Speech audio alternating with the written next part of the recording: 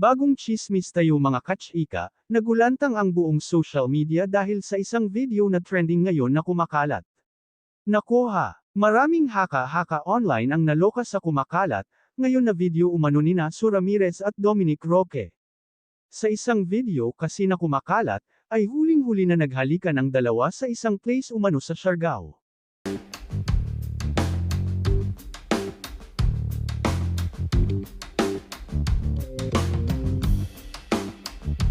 Ayon sa ibang netizens, maybe raw I guess it's just a sort of their ordeal nga ba?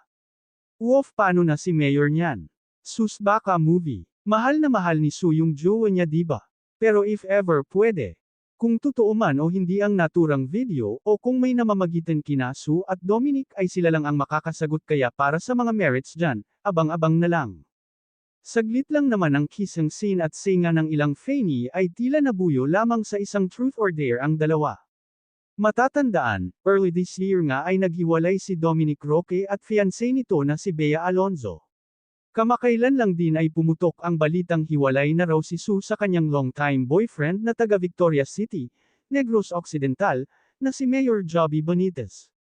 Sa isa pang kumakalat na video ay makikita rin na may video rin kasama rin ni Dominic Roque si Joshua Garcia.